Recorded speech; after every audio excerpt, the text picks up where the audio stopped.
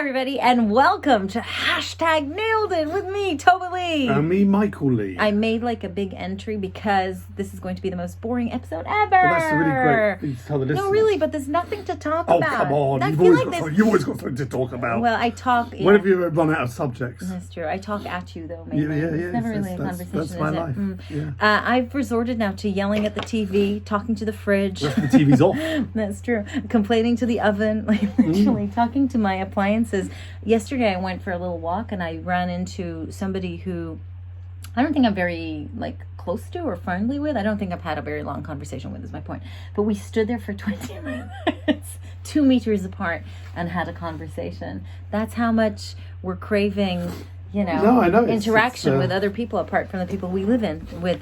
Yeah, it is very tough. Happy Easter, everyone. Hope you had a nice Easter. And Passover. Did you go Passover? Did you go out anywhere nice? Obviously. No, this Easter, I've never felt Easter feel so long. I know. Because normally, the longest Easter ever. Normally at Easter, you'll go to the fun fair, you'll go out, you'll do stuff. And it just went on. Do you know what it is, though? Do you know what it is? It's like the never-ending weekend. Yeah. Because you're we're constantly on a weekend now. Constantly. Every day is a weekend day. And, it's funny because, you before you kind of, wished for longer weekends. You wanted more time off. And now I have to say, I am craving sort of, work. I just don't want the weekend. But I spoke to my brother this morning, and he put things in perspective. And he kind of went, this is probably the only time in your life that you will have spent this much time with your children, for example, ever.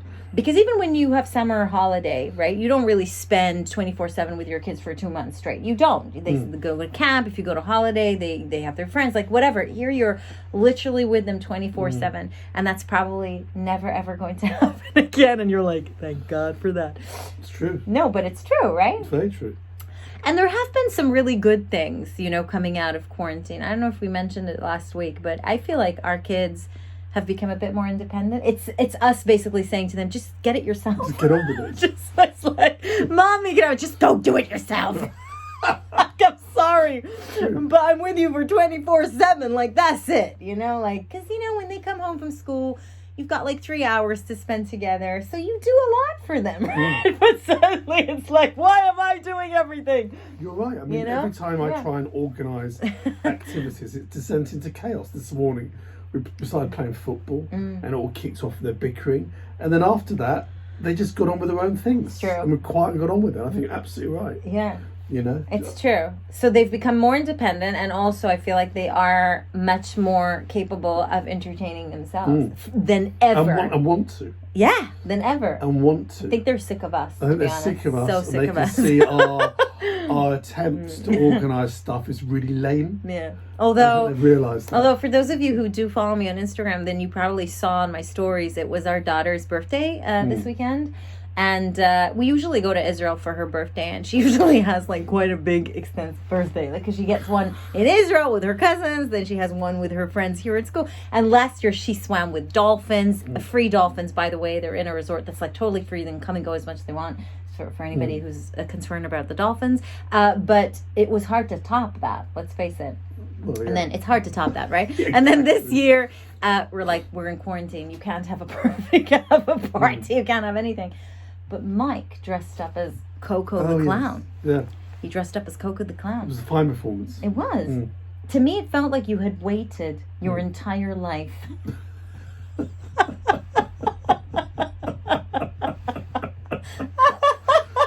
was an ambition realised. It really was. And even my mom, I spoke to my mom yesterday and she was like, oh, I saw Mike's Coco the Clown. What a great character. I really liked his voice. Really? Wait, but I gotta tell you guys something because I didn't say this on stories. In the evening, it literally went to his head. I said to him, oh, people really like your Coco the Clown. And he goes, well, maybe I should think about doing kids' parties. I never said that. I said our kids' parties. Our kids' parties. You were our kids' parties. Our kids, not everyone's. But even our kids' still, party. I was like, you do realize that there are people who go to clowning school for years. It's like a proper skill to be a clown, and you literally did an hour in an afternoon and you felt like, yep, that's enough. I've seen enough clowns in my time. Oh, to know how to do it. No, I meant our twins party. It's true. Not just going out. To be honest, can you imagine me just giving it all up and become kids entertainer? So what's Mike doing these kids days? entertainer. But there's no shame in that. There's no shame in that. I never seen there was shame. I never seen there was shame in it at all. No, but he was telling like the worst joke. Like, would tell them about the moving chairs, and I kind of ruined it. I couldn't understand that it was a gag. Oh God! It's the very old clown gag of doing musical chairs. If there's 4 people putting 4 chairs out, and I was like, no, Mike. So everyone keeps running around just sitting down. I said, that's the joke. You need the joke is the clown turns around. Wait a minute, this is too easy. Wait a minute, oh, there's too many chairs. That's the way to do it. Absolutely. No, it was great fun. Do you feel as well that lockdown/quarantine has just made like our raft of entertainment go really low? Like I feel we laugh now about the most uninteresting things. It's like so. Do you know what I mean? What happened earlier or the other day that we just started laughing for ages, and I thought to myself, "Oh my God!" I can't remember. It was a very small thing. Really, something so stupid. I mean, how many weeks of lockdown is this? I don't know. It feels like forever. I think in the UK this is now week 4, but this for us is week 5. Week 5. We went in. So this is our 5th week of lockdown. True. And I'm kind of Netflixed out. Although we have watched some good stuff lately. We should recommend Unorthodox, really good mini-series about the Orthodox community in Brooklyn, based on a true story. Really good. And we started watching. Sorry to interrupt. What I liked about it, it was a mini-series. It was like 5 episodes. That's true. They were like 40 minutes each. Yeah. That's it. Here's the story. We told the story. Yeah. It's not like, how can we drag this out for another season? I know. What do we do? It was just like, I've told the story. And we started watching. In 3 hours. We started watching Killing Eve last night. So first episode of season 3. But I have to say, like, I went off it after season 1. Season 1 was great. Season 1 was fantastic.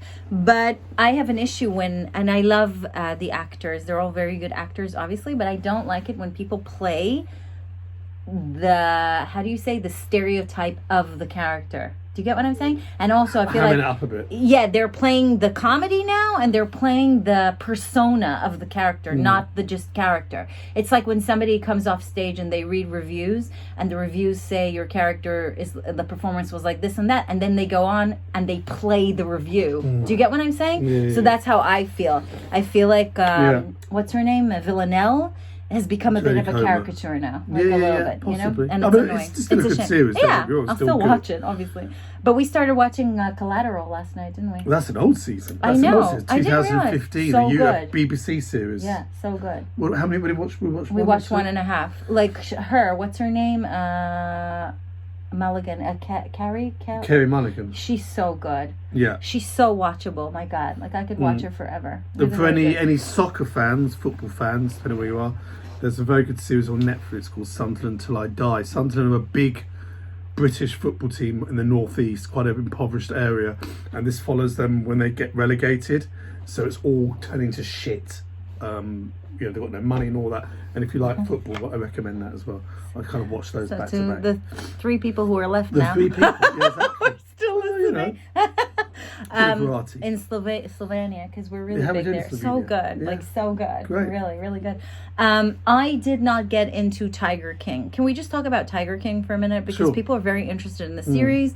I gave it a go. I watched 2.5. Yeah, but it gets better. But I started watching the third. No, I get it. Listen, I've heard from online. I understand. At some point, it turns around. People think, did she murder the husband? Did she murder? I'm not interested, if I'm being honest. Fine. Like, I'm not interested. And everybody's like, oh, it's a train wreck. Why do I want to watch a train wreck? Some people are watching the train wreck. And then some people were saying it's interesting to see like how these animals are treated. I agree. That is true. But I'd much rather have like a proper documentary. Like it's just a bit strange. I couldn't get into it. You loved it though, right? I loved it because it was so different. And funny enough, there's a British documentary maker called Louis Theroux that a lot of people would have heard of. And again, online, you can get them on Netflix.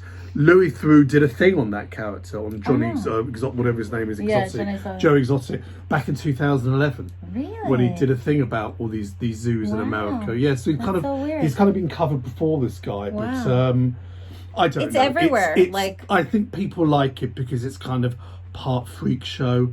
Yeah. People like looking at people who are very different to them and looking down at them a bit and, oh my God, they can't do that. People like wild animals, wild cats. So you've got that. It kind of works on a few levels. And I just find it very easy to watch. Sometimes when you're watching a drama series, you've got to get into it. What happened now? That character? Or why you done that? It's easy to watch. But you know me, like I get distracted very easily. It's very hard for me to get into. You're into. annoying watching stuff. No. You'll watch stuff while doing stuff on your phone. No, it depends what. Orthodox, I wasn't on my phone. When something grabs me and it's really good, I wasn't. Really? And even last night, I was for the first 20 minutes. And then when I realized this is really good, I stopped. I put my phone back. But this is the thing. With Tiger King, this was my indication. I couldn't commit to it 100%. It just wasn't grabbing me enough to put the phone down. And then you don't get into it. And that was it. Like, that was the end. I was like, this is a waste of time. I don't understand. But a lot of people really liked it. And I did a poll, actually, on my Instagram. And, it was really, really half. It really was. Wait, I want to say another thing. So I have started drinking very early in the day. And in fact, I have a whole theory. You know how everybody's like going on social media now saying that they're eating a lot and that they're drinking all day? I have a theory that everybody's lying. Like, I had this theory, right? That everybody's lying. Quarantine's going to end. Everybody's going to come out looking fit. And it's just me basically going to come out like a big potato, Like, I started drinking gin yesterday at 3. And I'm not advocating here anybody become an alcoholic, but it was a bank holiday and I didn't drink for a few days. And I was so bored. And there I found myself at 5 o'clock in the afternoon preparing dinner. They were watching a film, drunk out of my brain. Like, literally by myself in the kitchen, laughing my face off. Wait.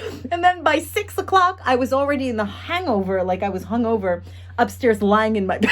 Like, basically ready to go to bed. Literally. That's where you were. I had 3 hours, a party, like the going down. I ate, I just went and lay down on the bed. I mean, it was just extraordinary. Anyway, so I said that on my stories, that I think everybody's lying and people are not actually eating. And so many messages, people came in saying, no, I've gained 7 kilos. I've gained 6 kilos. Everybody's like basically blowing up. And I sort of hope that this quarantine will finish just as summer hits. And people just hit the beach with the extra weight. And we start a new wave, of sort of like, I don't know, post-quarantine body figure, yeah. Yeah, but I mean, there is so much boredom. I mean, I know some people saying, I'm going to do this and take this off, but it's just, I think there's lots to do if you've got kids or not. If you haven't got kids, then I think you do have to try and find something to structure your day with. Yeah. If you're not working, that is. These are the people who aren't working. Some people, obviously, a lot of people out there are still working, having to work, obviously in the health service being the main one. Also, like auxiliary workers around it. But those of you at home who can't work because of it, it's very sad. But I get very excited. I don't know if anybody can relate to this, and you definitely can't because I've asked you. But I get very excited about stuff like tidying up my pantry. Like I spent like a good 2 hours taking everything out, cleaning it properly, and doing it the way I've always wanted.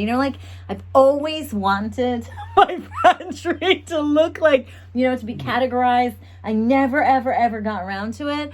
I just walk into that pantry now, like, with a smile on my face. You go live in there. So happy. Yeah. Wait, and I did the same with the loft cupboard where all the suitcases are. It was such a mess. Everything's so organized now. So yeah, if I could just do that all day, I would be so happy. Maybe you could. I would be so happy, Maybe when the lockdowns would ease, maybe you can put yourself out and go to other people. Oh, but wasn't there a program like that? This is your. Well, the hoarders and all that. Those, how cleans your house. All those kind of things. All of that. On another note, I had a viral video last week. I thought you were going to say you had the virus. No, I think I. Oh yeah, but also I feel like we should spread the rumor about your dad. But in a minute, because I feel like your dad's onto something. But wait, we'll get back to that. So the viral video. I did a video with Shirley Tamir, who's an Israeli blogger. And it was called Quarantine, the Soundtrack. You did it a couple of weeks ago. Yeah, but we released it on Thursday. It wasn't. It's not even a week. Wow. It's not even been a week. Wow. And it went viral. Yeah. It's like over 18 million views. Amazing. Since Thursday. Incredible. I know, really crazy. I'm so happy because I monetized it.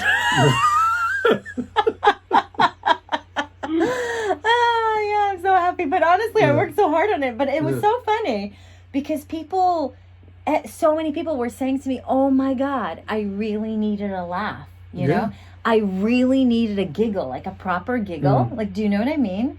I guess, I don't know, like, because, a lot of what you get on social media is quite negative at the moment still, I think. So, true. Now with regards to your dad, so we need to update people because his partner was in hospital. My father's partner had the virus. She was in for 10 days, recovered. It did bring on new illnesses within her, which she has to manage now for a while, but the good thing is she's out. Amazing. My dad kind of went a bit downhill while she was out because he can't boil an egg. And my fear, because he has underlying health conditions, my big fear was that he was going to get it. He's been sharing a house with someone who has got it. And remarkably, actually today is 2 weeks since he's self-isolated properly. Well, he's self-isolating more than that because he's a pensioner, therefore it's 12 weeks. Yeah. But remarkably, it looks like he hasn't got it. Yeah. But the theory is that he probably has had it because the likelihood that he didn't have it or didn't get it when somebody that's so contagious and he was living in the same house with somebody who had it for a while and didn't realize she had it. Yeah. There is it's so unlikely that he hasn't had it. So amazing that if he had it, he obviously had very mild symptoms and didn't even know. But yesterday, something interesting happened. I'm going to start a rumor here and I don't even care. But listen, yesterday, as I was bringing out groceries, right, from outside, I was spraying them with antibacterial spray, right, that we get in the supermarket. I do that every time. And usually the kids are nowhere around when I do it. But one of my daughters came out to ask me something and she goes, Mommy, what's that smell? It smells like Grandpa. And I was like, what? No, it's antibacterial. And she goes, no, but it smells like Grandpa. So I kind of smell it and I go, actually, she's got a point. It does sort of smell like Grandpa. And then Mike said suddenly that, what is it? Your dad gargles. What does he gargle? Well, it's kind of... I'm looking it up. Okay. Yeah, it's not Dettol. He gargles with TCP. What's TCP? TCP is I'm just looking at TCP is it's like a very disgusting mouthwash. You use it for sore throat. Everyone knows what TCP is. So what is it? Treat with TCP gargle, part TCP solution, I'll show you. But what's in it? I'll show you what TCP is. That's TCP. Oh, right. But what's in it? Is there antibacterial in it? Yeah. Antiseptic. Soothes pain, fights infection. Okay. For sore throats, mouth ulcers, but he gargles this on a normal basis? I think on a daily basis. Okay. So Mike's dad gargles TCP, which is for sore throats, on a daily basis that has antibacterial in it and didn't really get coronavirus while living in the house with somebody with coronavirus, and he's over 80. I feel like we're on to something. We should let somebody know, but I don't know who. I don't think it's clinically proven. Exactly. And I don't want to go out there and go, it helps. And there was a thing a while back when the virus first started, people said, gargle salt water, it makes a difference. But it can't hurt. It can't hurt, no. Is this like something you buy over the counter? Or is it of course it is. So exactly, it's not like a... But I mean, the other thing... But it kind of makes sense, because doesn't the virus start in your throat? It can do. It's nose, throat. Yeah, it starts in your throat, and if you're gargling antiseptic, I'm sorry, I'm going to buy stocks, honestly, in TCP. I'm going to invest in it, and then I'm going to write a letter. But the other thing he's always done, the other thing he's always done since a kid is taken a ridiculous amount of vitamins. Incredible amount of vitamins. It was a joke. He used to go to his little cupboard in the bathroom, and there'd be row upon row of pills and potions. So I think that maybe his immune system is so strong that he's done it. But anyway, he obviously does it so much that he actually smells like antibacterial spray, because that's what our daughter said. She was like, this smells like Grandpa. And she's basically smelling his breath. So that's how much he uses. Do you get it? We're so on to something, you know? We need to look into what their stocks cost. So buying shares. Anyway, so that was I think we've literally said all the interesting news we've had. You know, I'm trying to think, was there anything else this week that's worth mentioning? Honestly, don't know. No, does anyone contact you and let them know how they're doing? Any Yeah, people, listeners? love the podcast, really obsessed. But you never read anything out, do you? No, but you're very welcome to look yourself. Because every week you always ask questions, and I'm super. Wait, and I just want to I just want to give like a political how do you say a message right now, because I'm so into it right now. But I got really upset the other day when what's his name, Boris Johnson, who's the UK Prime Minister, who had coronavirus and was in hospital for over a week, right? Came out and gave a speech to say that he's okay. And I got really annoyed. I was very happy that he was okay, but I was really annoyed that in his speech, he basically admitted, he said it could have gone either way, that there was a night where it could have gone either way. So basically what he was saying is he could have died. And even though he had been in intensive care, so one would assume, well, he's in intensive care, he might die. That's not how it was presented to the media and to us. While he was in the hospital, I feel that the people who were left in charge were playing it down. And some of them even said, and I quote, he's in control. And how can somebody who could have gone either way is in control? So from that, I conclude that they lied. But he wasn't in control all the time. But that's the thing. Early on, they said he was in control. And then when he was in intensive care, they handed over to Dominic Raab, who took over. So when I'm saying he was in control, I don't think it meant he was in control the entire time he was in hospital. When he went into intensive care, they played it, yes, but they played it down. No, for people to say, well, what do you want? To say the truth that they don't, there'd be massive panic. But that is not a reason to lie to the public. It's very, very, how do you say, what's the word? Did they lie? Maybe yes, they lied. No, they lied. And I think it's really, what's the word? Not condescending, the other one. Patronizing. It's very patronizing. The only reason there would have potentially been a panic is because there isn't strong leadership in place instead of the number one, which, by the way, was also true. So if there was a real good coherent leadership, right, I don't think there would have been room for panic. But the only reason potentially there might have been panic is because they're shit, they're not good enough, and really, it's what I think. And also I think that that's one of the reasons why we haven't, England hasn't, made the lockdown even more extreme. Because they were going through a pattern, the same thing that happened in Italy, the same stages, right? The stages. So Boris reached the stage of, right, don't go out unless you do 1 walk a day for sport. The next stage should have been 3 days later, actually don't do 1 walk a day for sport. But what happened was he went into hospital. So that never happened because the number 2 is never going to take such a decision. Yes. But you can compare it to other countries. They're all following Italy. Everything that what's his name is saying, they're all saying 2 weeks later. My point is that now, my feeling is that we're fucked. That he can't say it now. Too long has passed. And now the quarantine, I don't know how long it's going to continue. And you can already see that people are getting tired of it. Why? Because there was no progression. Do you get what I'm saying? It's just status quo. And status quo is the most dangerous thing. Because people get complacent. People kind of get bored of it. When every day there's a change, people sort of they're still engaged in it. You know what I mean? And people are losing their interest in it now. And we're nowhere. It's the lockdown. The lockdown's still early on, though. Yeah, I know. I know.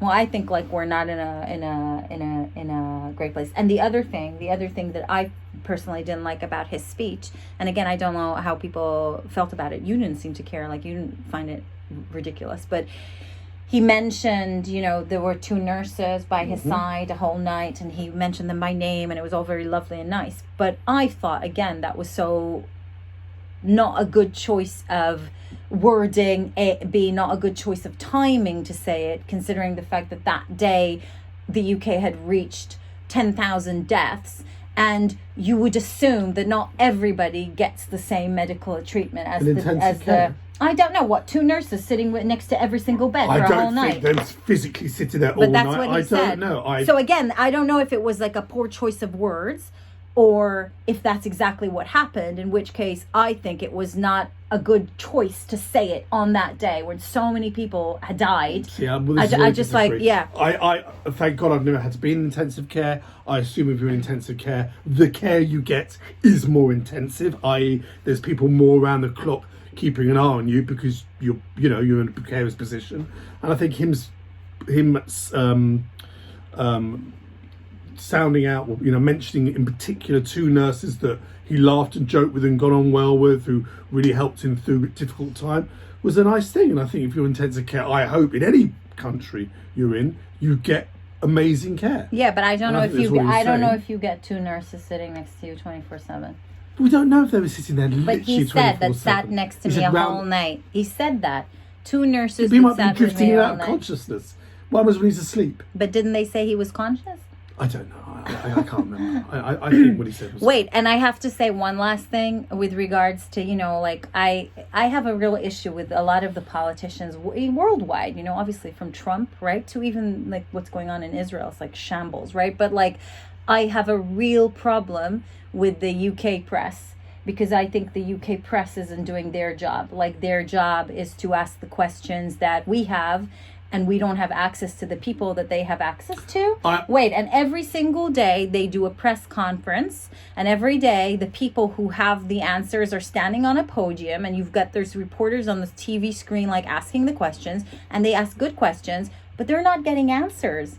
They're getting shitty answers, wishy-washy answers, avoiding the question, and none of them are insisting on getting answers. They're just like letting it go. And I just don't understand it. And today we read in the paper, you read this morning, how now all these exposés are coming out of like how, the UK government potentially fucked up early on and should have gone into quarantine earlier on. So like, I don't know if it's an approach the journalists just take in this country to kind of like come aftermath and say, but do your fucking job. Your job is to stand there and say, no, you did not reply to the question. This is what I asked, and demand answers. Quite difficult because they're not actually in the room, are they? It's very, very wishy-washy. Cut the next question. It's pointless to watch. Like, honestly, every night when I watch it, I go, what was the point in this press conference? If they're not getting answers, and if nobody's insisting, they give the answers, know? Yeah, but politicians will lie. So, what a lot of health experts are saying in this country is the protective wear, masks, masks, aren't getting through to the front line. And politicians will lie. A journalist will go, we hear that things aren't getting to the front line. They'll go, well, yeah, we might have had issues in the past, but I can guarantee now it's getting things are moving now. We're getting them there, and people aren't then going, they're not. Let's look at this particular hospital. Yeah, exactly. But then any politicians will go, look, I can't go into individual cases. I'm not briefed on individual cases, but I can tell you from my department, we're doing all we can. That's how politicians talk. They've always talked that way. Yeah, but it's the press's job to not let them off the hook so easily. And they're so letting them off the hook. It's actually ridiculous. And what's going in the States is even worse than what's happening here. Because, with Trump, how he talks to the journalists, it's like they work for him. Like, it's disgusting. The whole idea of, the public's right to know. I understand the whole theory about panic. I get it. But the press can't be part of it. The press cannot be part of it. They have to be there trying to get the answers. They can't. It can't, and I cannot understand how nobody's like doing it in that sort of way. It's just like, what is the point? Just don't do a press conference. I don't need to see like all these wishy-washy news, it's like what they're selling is some sort of entertainment. Like I get it. Yeah, I know. A lot of news channels are. I know. But you think it's true. There is no news. The news doesn't exist. Like, there is no news, and it depends what you want to hear. You tune into whatever channel you want to. What do you want to hear? I get that, but also you've got to look at the problem the press are getting, because they're in lockdown. Most reports now are being done like this. You'll see them on a screen or whatever. You can't get journalists running to outside hospitals and asking doctors, do you get a delivery of anything today? Have those ventilators arrived today? They can't. They're not physically being going out. That's why everything is taking much slower. People will look back, please God, when this all this finishes and go, now we can look back at what did or didn't happen. Once you're in the middle of something, but you never get the truth until afterwards. I don't know. No, I don't know. Because I think, like, A, people need to ask the right questions. B, they need to insist to get the answers. You're right. A lot of things will come out after. Here, even the masks last night. What a wishy-washy fucking answer. I can't remember now who it was, right? One of them that just says nothing. But it was, like, about the mask. Oh, UK policy was to not wear masks. But we're now seeing that in the world, actually, wearing a mask has become compulsory. Like, sorry, I didn't say that word right. How do you say it? Okay. Like Spain, that are now like relieving it. They're handing them out to people. Israel, you have to wear a mask now. Like, that's going to be the norm for a lot of months. UK, a few months ago, said you don't need masks. But why? Why did they say that? But they didn't have any. They didn't have any. And that was the truth. But you see, that type of thing, it's annoying that they get away and now, like, you go, the policies are changing. We're constantly checking. No, you fucking liar. You didn't have enough masks and you put your citizens at risk because you didn't have enough masks. And that is the truth. So where are the people who are saying that? Do you get what I'm saying? It's ridiculous. And for them to say it in a few months' time, it's too late. The people are dead. They're dead. They're never coming back. Like, I personally don't get it. Like, it annoys me tremendously, as you know, as you witness every night at 8. Well, there's a cheery end to this week's podcast. Tova's available for children's parties. Together with Coco the Clown. Yeah, what a double act. So Coco the Clown and me the... Bye-bye, everybody. Look after yourselves. We'll see you next week. Oh, God. Goodbye. No, don't just say goodbye like that. I'm sorry. I didn't mean to, like, become all serious. But I feel like...